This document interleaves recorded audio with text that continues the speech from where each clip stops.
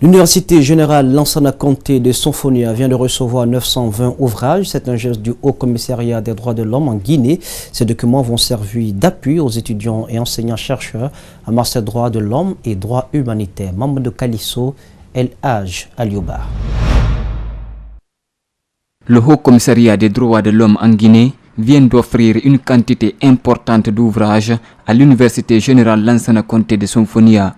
Ces livres vont servir particulièrement le département master droits de l'homme et droits humanitaires. Aujourd'hui, nous venons remettre 920 ouvrages au département de master de droits de l'homme et de droits international humanitaires. C'est justement pour renforcer la capacité des étudiants et permettre aux éditeurs et chercheurs de s'outiller davantage sur la thématique des droits de l'homme afin de former les cadres de demain. En faisant ce don, le Haut Commissariat des droits de l'homme contribue à la formation des cadres qui doivent se battre pour le respect et la protection des droits de l'homme en Guinée. Les bénéficiaires saluent le geste. Selon le recteur de l'Université de Sonfonia, ces documents arrivent à point nommé. Présentement, la préoccupation de la réforme de notre système, c'est la formation des formateurs au niveau des études avancées, c'est-à-dire les masters et les écoles doctorales. C'est en ce moment aussi heureux, aussi précieux que vous nous faites ce don. Ces ouvrages vont servir non seulement les étudiants, enseignants-chercheurs de Sonfonia, mais aussi des citoyens qui fréquentent leur bibliothèque, explique le recteur. Il ajoute que toutes les dispositions seront prises pour conserver les documents. Ce qui est évident, on ne peut pas parler d'études avancées sans livre, parce qu'un livre est fait par une personne, un groupe de personnes, lu par plusieurs personnes, édité par plusieurs personnes, et donc qui passe entre plusieurs mains. Avant Sonfonia, le Haut Commissariat des droits de l'homme avait offert des ouvrages aux universités de Farana, Kankan et Zérokoré. Remise d'équipements samedi dernier au centre professionnel de Beila. Il s'agit d'un don de l'Agence française de développement composé de brouettes, d'appareils topographiques et bien d'autres équipements destinés aux étudiants plombiers et maçons. L'objectif est de lutter contre le chômage, la pauvreté dans cette zone située à la périphérie de la Guinée. Al-Sedi Bari, Tierno Sadouba sont nos envoyés spéciaux du côté de Beila.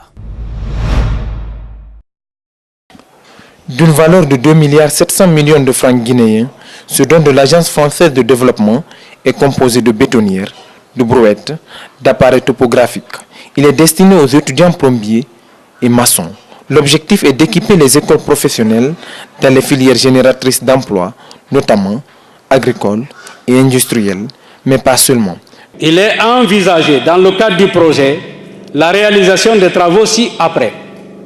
La construction de 3 logements de fonction du personnel de la direction, la construction d'un dortoir, la construction d'une salle polyvalente, la réhabilitation d'un hangar existant pour servir de cantine pour la restauration des apprenants, la construction d'une maison des hôtes comprendra un bâtiment de 4 chambres de passage plus une salle de réunion, le cloisonnement du bloc administratif en 4 bureaux et une salle informatique.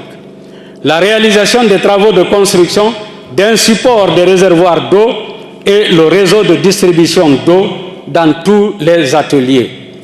Le ministre de l'Enseignement technique salue ce don et rassure de son utilisation rationnelle. Je voudrais rassurer les donateurs que ces importants matériels et équipements pédagogiques et didactiques indispensables au développement des compétences techniques et professionnelles des apprenantes et apprenants du CFE de Beila seront utilisés à bon escient et dans l'intérêt de tous. Cette adéquation formation-emploi qu'offre ce centre permet d'une part de lutter contre le chômage des jeunes de Beila, mais surtout l'immigration clandestine. Nous savons les difficultés que les entreprises, surtout minières aujourd'hui, ont pour recruter les techniciens à tous les niveaux. Vous avez bon nombre d'expatriés qui travaillent dans ces secteurs-là et il revient à l'État, malgré la politique nationale de l'emploi qui s'adresse à tous les Guinéens, à chaque couche, de faire en sorte que dans l'enseignement, l'orientation soit donnée à l'insertion.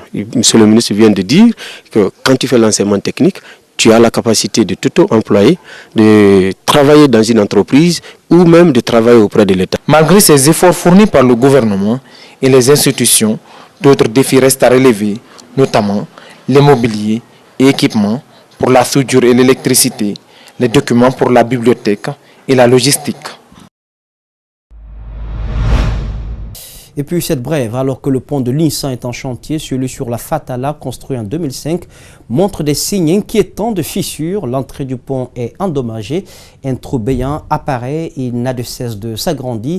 Cela a des conséquences sur le trafic routier dans cette zone minière entre Bofa et Boké. Les usagers s'en plaignent et cette saison de pluie n'est pas faite pour arranger les choses. Nous en reparlerons dans nos prochaines éditions d'information. C'était donc des images de Salifo Lifo Sissé. Et puis, nos confrères, Monument Sissé de Djigui FM, Mamadou Ouri Diallo de Gangon TV, Arfa Moussa Maka Diaby, jeune communicant du RPG Arc-en-Ciel, ont été victimes d'un accident de la circulation dans la zone de Kindia hier soir. Ils s'en sortent certes amochés, mais vivants. Pour être plus complet, notre collègue Koriabou Kourma, hospitalisé Niasdine, se remet de l'intervention chirurgicale à l'épaule et à la cuisse. Sa vie est hors de danger. Le groupe Adafo Média, son PDG Lamine Girassi et le gouvernement ont veillé à ce que les meilleurs soins soient apportés à ce caméraman d'Espace TV. C'est une innovation. Le Centre de formation internationale franco-guinéen IS Touré récompense ses meilleurs élèves. Cela s'appelle le prix de l'excellence initié par l'APAE avec le soutien des responsables de l'établissement. Cette première édition a réuni samedi parents d'élèves, le ministère de l'Éducation, des diplomates ainsi que Sidia Touré, le haut représentant du chef de l'État. Malik Sengana Kamara, Ibrahima Souri Kamara signe ce public reportage. Au total, il s'agit de 20 nominés de la maternelle au lycée. Tous achèvent l'année scolaire avec un trophée en main. IS Touré a également offert des cadeaux notamment composés de fournitures scolaires. Une récompense pour ceux et celles qui ont réussi à se distinguer. Nous avons différents prix qui nous a été offerts par nos sponsors, dont certains effets scolaires. Et aussi un geste symbolique monétaire qui a été offert par différents sponsors pour pouvoir encourager les enfants. Le prix de l'excellence IS Touré est devenu une réalité grâce à l'association des parents d'élèves de l'établissement. Elle est dirigée par Geneviève Assa, qui appelle à une plus grande implication des parents dans l'éducation de leurs enfants. Nous avons constaté un certain délaissement au niveau des parents d'élèves, c'est-à-dire les parents d'élèves ne se connaissent pas et il n'y a pas d'union entre les parents d'élèves. C'est ce qui m'a motivé au cours d'une réunion de direction à créer cette association de parents d'élèves pour permettre aux parents d'élèves de se connaître et puis pour être côte à côte avec la direction générale pour le suivi sur les programmes de nos enfants. C'est un bel exemple que l'ambassadeur de l'Algérie à Conakry demande aux autres établissements de suivre. J'ai retenu une chose, que l'association des parents d'élèves est une association très dynamique, très organisée. Elle a fait un travail vraiment excellent et je souhaite que d'autres écoles aussi lui emboîtent le pas. On a besoin vraiment d'une éducation de qualité. Le Centre de formation internationale IS Touré applique un enseignement général avec 80% du programme français et 20% de celui guinéen. Il a été créé en 2012 et offre un cadre d'apprentissage, notamment pratique, à ses élèves.